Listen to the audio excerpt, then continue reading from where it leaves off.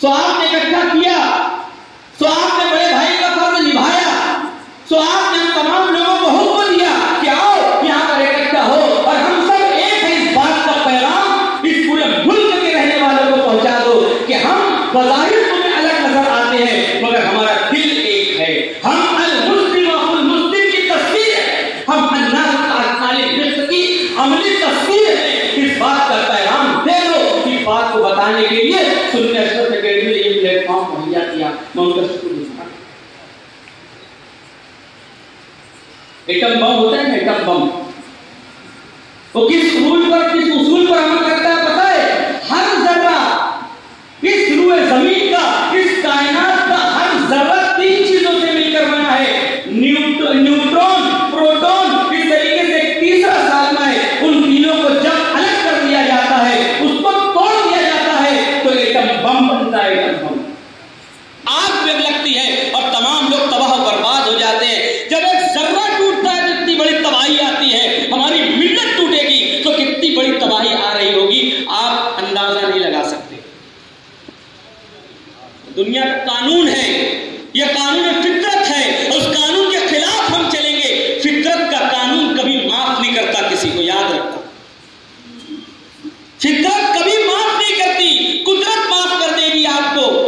دنیا کی عدالتیں ایک مرتبہ آپ کو چھوڑ دیں گی عدم ثبوت کی بنیاد پر اور ثبوت کی کمزوری کی بنیاد پر، مگر فطرت کبھی معاف نہیں کرتی۔ فطرت اپنا فیصلہ سناتی ہے، فطرت اپنا انتقام لیتی ہے۔ ہم اگر منتشر ہوں گے تباہ و برباد ہو جائے گی یہ ملت، یہ بات لکھ لیجیے آپ۔ فطرت ہمیں کبھی معاف نہیں کرے گی،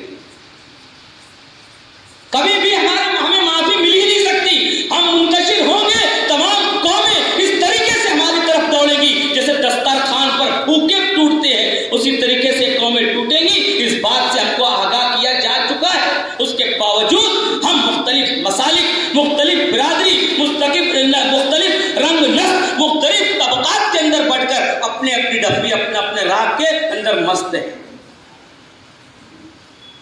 فطرت کے قانون کو چیلنج کرنے والی قوم کبھی سرخرو نہیں ہو سکتی، اس بات کو لکھ لیجئے۔ اور وہ تمام چیزیں عملی طور پر ہمارے سامنے اس ملک کے اندر آ رہی ہیں، روز آ رہی ہیں، صبح لگا رہی ہیں، دوپہر میں لگا رہی ہے، شام میں لگا رہی ہے۔ ہمیں ہر طریقے سے قومی دھارے سے ڈھکیلنے کا، حاشیے پر ڈالنے کی کوششیں ہو رہی ہے عملی طور پر، کیونکہ ہم منتشر ہیں۔ کیونکہ اس کے اندر کیا اڑچن ہے، کیا پریشانی ہے، کیا مجھے تکلف ہے، کون سا میرے دل کے اندر، میرے دل کے آئینے میں بال آیا پڑا ہے کہ مجھ سے ہو ہی نہیں رہا ہے۔ ہر شخص یہ بات سوچے، ہر شخص اس بات کو محسوس کرے۔ یہ جو فروعی اختلافات ہیں ان کو سائڈ میں رکھیے، اور جو ہمارے متفقہ مسائل ہیں، جو ہمارے اتحاد کے منتشر ہونے کی وجہ سے قوم ملت کو جو نقصان ہو رہا ہے، جو مذہب پر حملے ہو رہے ہیں، اس کو روکنے کے لیے آگے آنے کی ضرورت ہے۔ ہمارے خلاف مشورے ہو رہے ہیں، ہمارے خلاف پلاننگ ہو رہی ہے، ہمارے خلاف منصوبے بن رہے ہیں، ہمارے خلاف سازشیں ہو رہی ہیں، اور ہم کسی اور ہی دنیا میں مگن ہیں اور کسی اور ہی مصروفیت میں اپنے آپ۔ والصلاة والسلام علی اشرف الانبیاء حبیبہ المختار۔ آج کے اس بامقصد اس بزم کو سجانے میں ہمیں سب سے بڑا حوصلہ جس ذات نے دیا، میری مراد خلیفہ حضور انوار المشائخ محترم المقام حافظ ساجد حسین اشرفی صاحب اور سنی اشرف اکیڈمی کے جتنے ممبران ہیں، ان ممبران کی دی ہوئی طاقت اور ان کے حوصلے سے آج کا یہ پروگرام ہم لوگوں نے رکھا ہے، اور جس کی تائید و حمایت کل جماعتی تنظیم مالیگاؤں نے عنایت فرمائی۔ میرے محترم دوستو، عزیز ساتھیوں، میں جہاں تک سمجھتا ہوں کہ انسان جس عقائد پر ہے، مجھے ایسا نہیں لگتا، میں بہت پڑھا لکھا آدمی نہیں ہوں، مجھے ایسا نہیں لگتا کہ ہم سب عقائد میں اور مسالک میں شاید کبھی ایک ساتھ ہو جائیں گے، لیکن جس دیش میں ہم رہ رہے ہیں، جس ملک میں ہم رہے ہیں، ہمارے اسلاف نے، ہمارے بزرگوں نے، ہمارے علماء نے، ہماری قوم کی بیٹیوں نے بے شمار قربانیاں دی ہیں، لاکھوں کی تعداد میں ہمارے علماء شہید ہوئے ہیں۔ ہم جب کسی سے پوچھتے ہیں کہ ہندوستان میں مسلمانوں کی تعداد کیا ہے تو ہمیں بتایا جاتا ہے کہ مسلمانوں کی تعداد 25 سے 30 کروڑ ہے۔ تو مجھے پھر اس وقت تعجب ہوتا ہے کہ کسی سے بھی پوچھو، کسی بھی مسلک کے ذمہ دار سے پوچھو، کسی بھی مکتب فکر کے انسان سے پوچھو، کسی سیاسی تنظیم کے سربراہ سے پوچھو تو وہ کہتا ہے کہ 25 سے 30 کروڑ مسلمان ہیں۔ لیکن جب ہمارے آپس کے معاملات ہوتے ہیں تو پھر کیوں ہم لوگ آپس میں ٹکڑوں میں، کھانوں میں بیٹھ جاتے ہیں؟ میں جس خانقاہ سے منسلک ہوں الحمدللہ 800 سال پرانی خانقاہ ہے، اس خانقاہ کے ایک بزرگ شہید راہ مدینہ مسنہ میاں کے فرزند، ان کے پاس کچھ غیر مسلم حضرات ملنے ان سے ان کی خانقاہ کے چھوچے مقدسہ پہنچتے ہیں۔ لوگ پوچھتے ہیں کہ حضرت یہ تو بھلا بھلا لوگ ہیں، تو انہوں نے پیارا جملہ کہا تھا کہ بھائی بزرگوں کی خانقاہ تمامی انسانوں کے لیے کھلی ہوتی ہے۔ اسی بات کو لے کر ہم لوگوں نے اس وقت جو ہمارے حالات ہیں ہندوستان کے، ہمارے پیارے بھارت کے، کہ آج نفرت اس طرح بانٹی جا رہی ہے کہ انسانیت کا بول بالا ختم ہو رہا ہے۔ اگر آپ ماحول کے اندر جائیں، مشائخ اپنی خانقاہ سے نکلے، مدرس اپنے درس گاہ سے نکلے، مسجد کے ائمہ مسجد کے باہر نکلے اور جب عوامی مجلس میں آئیں گے تو میں اگر ان کے دل کے اندر انسانیت کا درد ہے تو وہ خون کے آنسو روئیں گے کہ آج بھارت کے اندر مسلمانوں کی حیثیت اور اوقات کیا رہ گئی ہے۔ ہمارے بچوں کو، ہماری قوم کے جوانوں کو، ہماری قوم کی بیٹیوں کو ہر محاذ پر بے آبرو کیا جا رہا ہے۔ ہمارے بچوں کو کسی نہ کسی جرم میں کوئی بھی الزام لگا کر اسے پھنسانے کی کوشش کی جا رہی ہے۔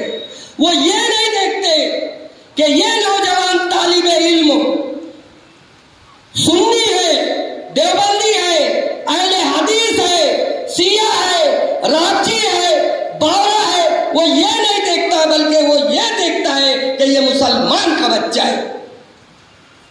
ان کے گھر والوں سے پوچھو، ان کے بہن بیٹیوں سے پوچھو، جن کی آنکھوں کے سامنے ان کے بچوں کو جھوٹے الزام میں پھنسایا جا رہا ہے، ان کے بچوں کو غلط الزام لگا کر 10-10 سال 20-20 سال جیل کی سلاخوں کے پیچھے ڈالا جا رہا ہے۔ کون بچائے گا؟ کون جائے گا انہیں انصاف دلانے؟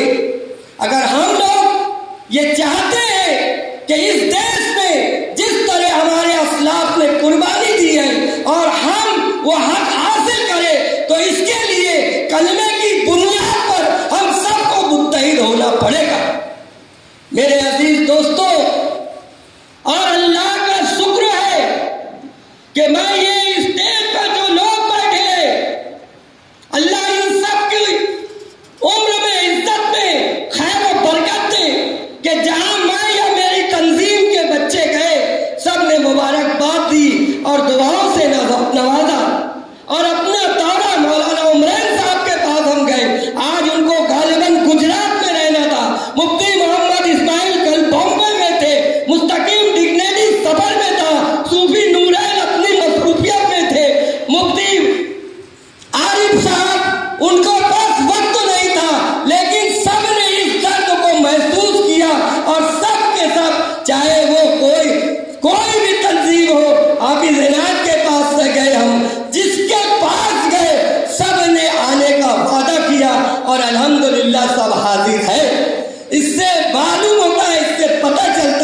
کہ کہیں نہ کہیں آج بھی ہمارے اندر انسانیت زندہ ہے۔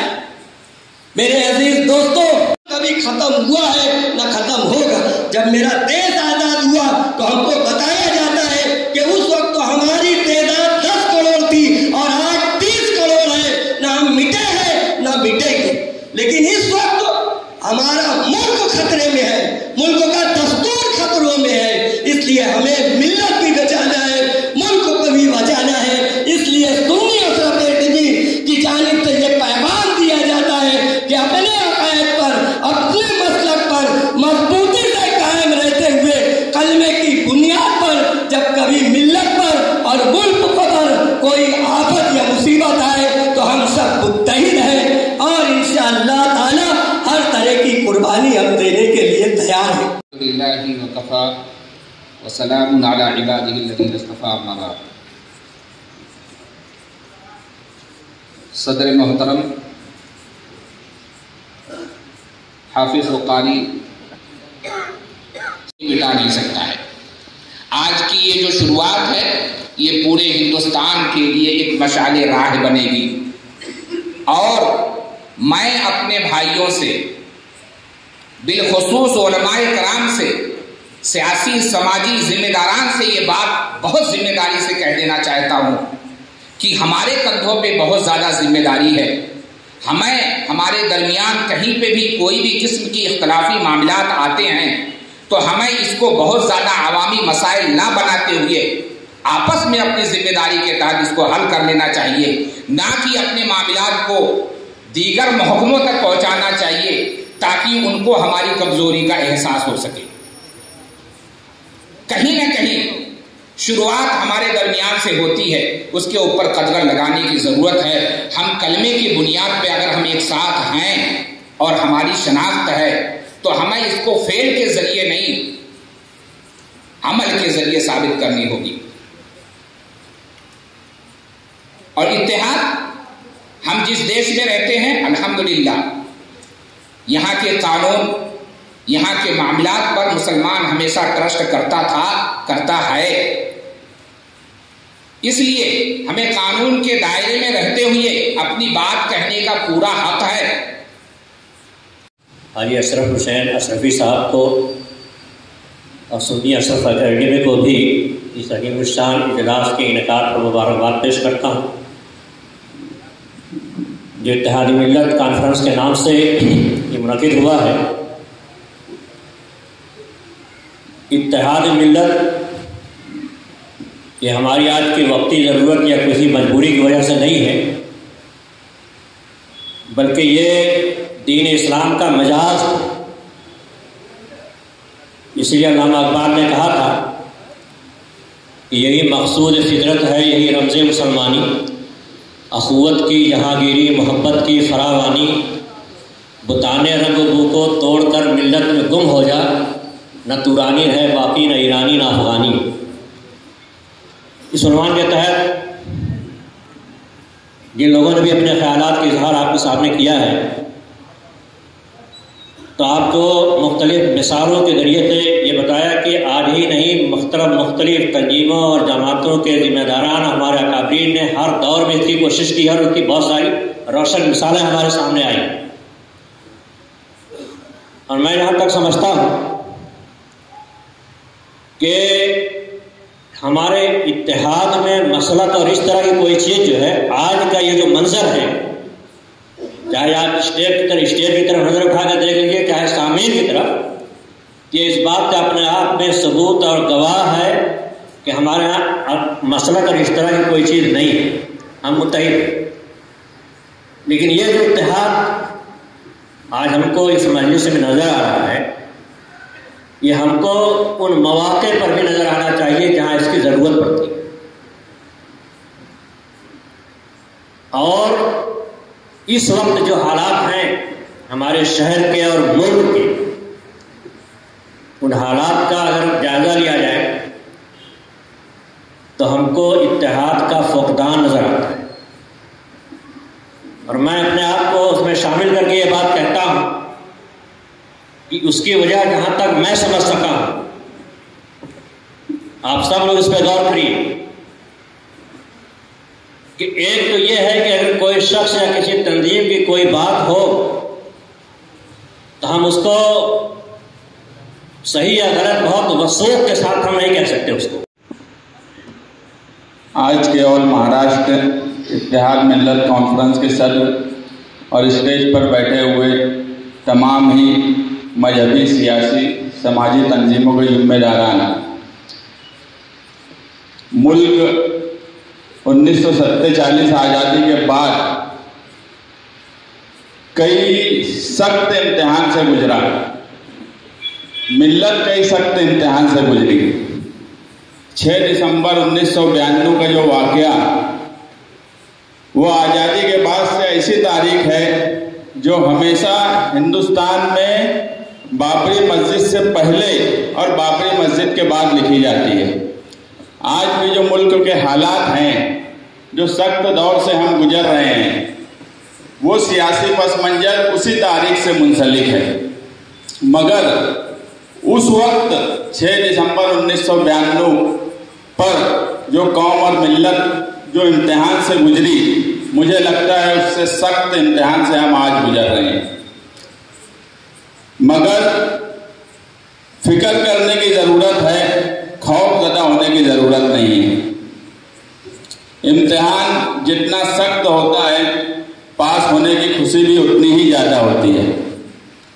آج امتحان میں اگر اسٹیج پر بیٹھے ہوئے جو ہمارے علماء اکرام ہیں، مفتی اسماعیل قاسمی صاحب ہوں، مولانا محفوظ رحمانی صاحب ہوں، ساجد حسین اشرفی صاحب ہوں، اطہر حسین اشرفی صاحب ہوں، فیروز اعظمی صاحب ہوں، اور دوسرے ملی تنظیموں کے ذمہ داران، جب ہمارے ٹیچر ایسے ہوں گے تو انشاءاللہ طالب علم اور ٹیچر دونوں مل کے اس امتحان کو بھی پاس کر لیں گے.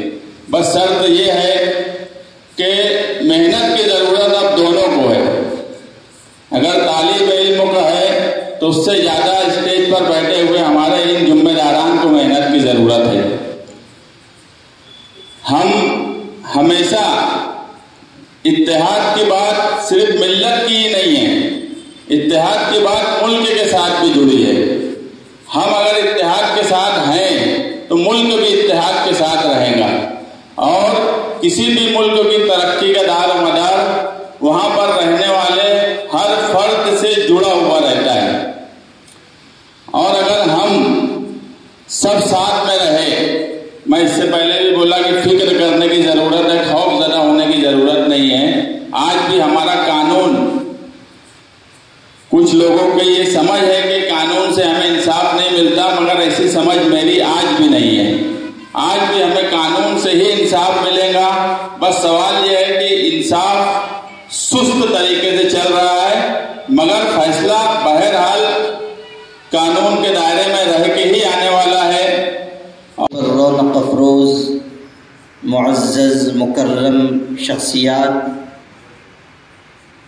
مسلک، مکتب فکر، سیاسی جماعت اور مختلف تنظیموں کی نمائندگی کرنے والے افراد اور آپ تمام حاضرین مجلس، جس وقت حضور اکرم حضرت محمد مصطفیٰ صلی اللہ علیہ وسلم دنیا میں تشریف لائے، انسانیت انتشار کا، قتل و غارت گری کا، ایک دوسرے سے دوری کا شکار تھی.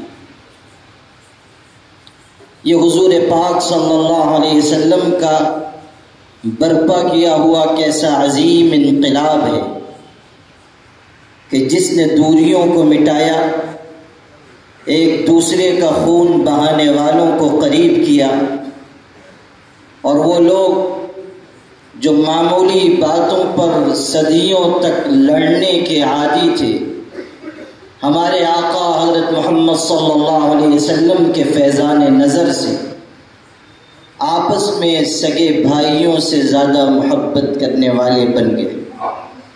قرآن پاک نے اسی کو ان الفاظ میں ذکر کیا ہے، وَاذْكُرُوا نِعْمَةَ اللَّهِ عَلَيْكُمْ إِذْ كُنْتُمْ أَعْدَاءً فَأَلَّفَ بَيْنَ قُلُوبِكُمْ فَأَصْبَحْتُمْ بِنِعْمَتِهِ إِخْوَانًا۔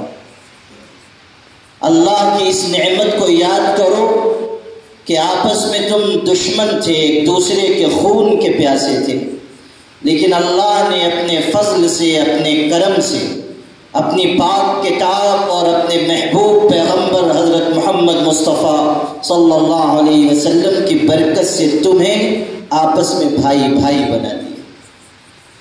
اس امت کو امت بنانے میں اور اس امت کو اس کے قدموں پر کھڑا کرنے کے لیے ہمارے پیغمبر کا مبارک خون بہا ہے۔ اور یقین مانیے کہ اگر ہمارے دل میں اپنے محبوب پیغمبر حضرت محمد صلی اللہ علیہ وسلم سے تعلق اور محبت کی کوئی رمق موجود ہے تو ہمیں امت کو امت بنائے رکھنے کی محنت ضرور کرنی چاہیے۔ جانے والوں نے اتنی اذیت نہیں پہنچائی، اتنا نقصان نہیں پہنچایا جتنا ہمیں آپس کے انتشار میں نقصان پہنچایا۔ ہماری آپس کی توانائیاں ان کاموں پر صرف ہوئی ہیں جن کاموں کا کوئی نتیجہ دنیا اور آخرت میں ظاہر ہونے والا نہیں۔ آج جب کہ ملک کے حالات اتنے ناسازگار ہیں، اس وقت بھی اگر ہم اتحاد ملت کی بات کرتے ہوئے بھی کسی نہ کسی درجے میں دوسروں کو غلط پھیلا رہے ہیں تو یقین مانیے اس طرح کبھی اتحاد آئے گا۔ ہمیں یہ مزاج بنانا ہوگا کہ ہم اپنے دل کو کشادہ کر کے یہ کہیں اس کا ذہن اپنے پاس، لیکن ہم کلمے کی وحدت کی بنیاد پر سب کو مسلمان مانتے اور سب کے بارے میں ہمارا یہ ذہن ہے کہ ملت اسلامیہ اسی وقت جسد واحد بنے گی۔ معمولی اختلافات نے یہ موقع فراہم کیا کہ ہمارے دشمن ہمیں لقمہ تر بنا دے۔ ایک علاقے میں اس بات پر غضب مچی ہوئی تھی کہ الو حلال کہ الو حرام، دو علماء کی دو جماعتیں ہو گئی، اختلاف بہت بڑھ گئے۔ ایک بہت بڑے بزرگ حضرت مولانا کرامت علی وہاں تشریف لائے۔ لوگوں نے سوچا کہ یہ بڑے عالم ہیں، بزرگ ہیں، شیخ طریقت ہیں، لائیے انہی سے فیصلہ کروا لیں۔ دونوں جماعتیں آ گئی۔ ایسا نہیں کہ مسلک کا اختلاف تھا، ایک ہی مسلک کے لوگ، ایک ہی مسلک کے علماء، لیکن آپس میں انتشار۔ اب ایک طرف اس نے دلائل پیش کیے، ایک طرف اس فریق نے دلائل پیش کیے، یہ کہتا ہے الو حلال، یہ کہتا ہے الو حرام۔ دونوں نے دلائل پیش کرنے کے بعد کہا حضرت آپ ہی کوئی فیصلہ فرما دیجیے۔ تو جو جواب انہوں نے دیا وہ بڑا دلچسپ بھی ہے اور ہم سب کے لیے نصیحت کا بھی ہے۔ دونوں طرف کی بات سننے کے بعد انہوں نے فرمایا بھائیو میں الوؤں کے جھگڑے میں پڑنا نہیں چاہتا۔ سمجھ لیجیے کتنی خوبصورت بات کہی، اگر آپ اس کی گہرائی میں اترے تو سمجھ میں آئے گی بات کہ ملت کے بڑے بڑے مسائل کو چھوڑ کر اگر ہم جزئی فروعی مسائل میں الجھ رہے ہیں تو اس کا مطلب یہ ہے کہ ہم عقل مندی کی راہ پر نہیں، بیوقوفی کے راستے پر چل رہے ہیں۔ اقبال نے کہا تھا ایک ہو مسلم حرم کی پاسبانی کے لیے، نیل کے ساحل سے لے کر تا بقا کے۔ ہمارا شہر جس کو ہم دینداروں کا شہر کہہ رہے ہیں، مسجد اور مدرسے کا شہر کہہ رہے ہیں، اگر یہاں بھی یہ تفریق ہے کہ یہ فلاں ذات کا ہے، فلاں برادری کا ہے، ہم فلاں برادری کے ہیں، تو سمجھ لیجئے کہ ہماری دینداری کھوکھلی ہے اور ہم ذات برادری کے نام پر جو آپس میں تفریق کر رہے ہیں وہ جاہلیت کا فتنہ ہے، جاہلیت کا فتنہ ہے۔ ہمارے آقا حضرت محمد صلی اللہ علیہ وسلم کے صحابی بلال حبشی رضی اللہ عنہ ایک موقع پر حضرت ابو ذر غفاری اور ان کے درمیان تکرار ہو گئی۔ حضرت ابو ذر غفاری بہت اونچے درجے کے صحابی، لیکن غصے میں آپس کی تکرار میں ایک جملہ کہہ دیا، یبن المرأۃ السوداء، اے کالی کلوٹی عورت کے بیٹے۔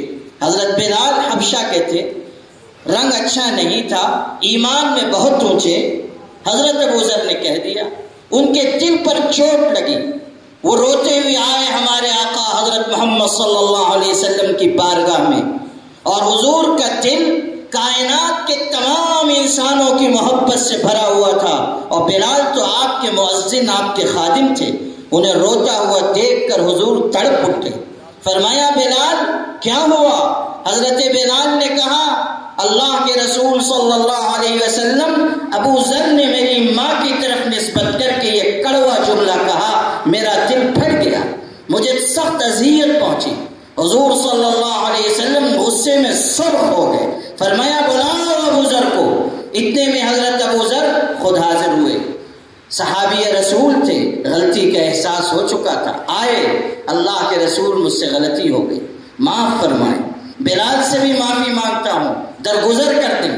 اس کے باوجود حضور صلی اللہ علیہ وسلم نے فرمایا ہماری جانیں حضور پر قربان، کیسی تعلیم دی، فرمایا انک امرؤ فیک جاہلیہ، ابو ذر تو ایسا انسان ہے جس میں جاہلیت کے اثرات ابھی باقی، جاہلیت کا اثر ہے، اختلافات، مخالفت، مفاد پرستی کے لیے امت کو ٹکڑوں میں بانٹنا، یہ صرف اور صرف جاہلیت کا فتنہ ہے۔ اگر ہمارے دل میں ایمان ہے، یقین ہے، اگر ہم مانتے ہیں کہ ہمارے آقا ساری کائنات کے لیے باعث رحمت بنا کر بھیجے گئے ہیں، تو پیغمبر رحمت کی امت کو بھی امت رحمت بننا چاہیے، اور اپنے دل میں کشادگی لانی چاہیے، اور اپنے دل میں یہ جذبہ پیدا کرنا چاہیے کہ ہم پیچھے ہو جائیں، ہمارا بھائی آگے بڑھ جائے۔ حسد، بغض، کبر، یہی وہ چیزیں ہیں جو اتحاد کی دیوار کو منہدم کرتی ہیں۔ ہمیں اپنے قلبی امراض سے الگ ہونا ہوگا، کشادگی پیدا کرنی ہوگی۔ جماعتی مفاد، ذاتی مفاد اس ملت کو متحد نہیں کر سکتا۔ ان هذه امتکم امۃ واحدہ، یہ امت شرق سے لے کے غرب تک، شمال سے لے کے جنوب تک، ہندوستان کی اس سرزمین سے لے کے افریقہ اور برازیل کے جنگلات تک ایک ایک کلمہ کو مسلمان وحدت اور اخوت کی زنجیر میں جڑا ہوا ہے۔ اس وحدت و اخوت کو قائم رکھنا ہماری بنیادی ذمہ داری ہے۔ متحد ہو تو بدل ڈالو نظام گلشن، منتشر ہو تو مرو شور مچاتے کیوں ہو۔ انتشار رہے گا، مشکلات آئیں گی، مصائب آئیں گے، پریشانیاں آئیں گی۔ سنی اشرف اکیڈمی کا یہ اجلاس اس معنی میں بہت ہی خوش آئند ہے کہ ہمارے اہل سنت والجماعت بھائیوں نے وقت کی نزاکت کو سمجھ کر یہ قدم اٹھایا ہے۔ میں جانتا ہوں کہ ان حضرات کے لیے اس طرح کا اقدام آسان نہیں ہے۔ دوسری جماعتوں کی Malegaon Mustafa Bangar Bazaar diamond carpet wholesale rate میں کارپیٹ دیا جاتا ہے، ہر قسم کا یہاں پر کارپیٹ دیا جاتا ہے۔ ہمارا پتہ یاد رکھیں، Malegaon Mustafa Bangar Bazaar diamond carpet wholesale rate میں دیا جاتا ہے۔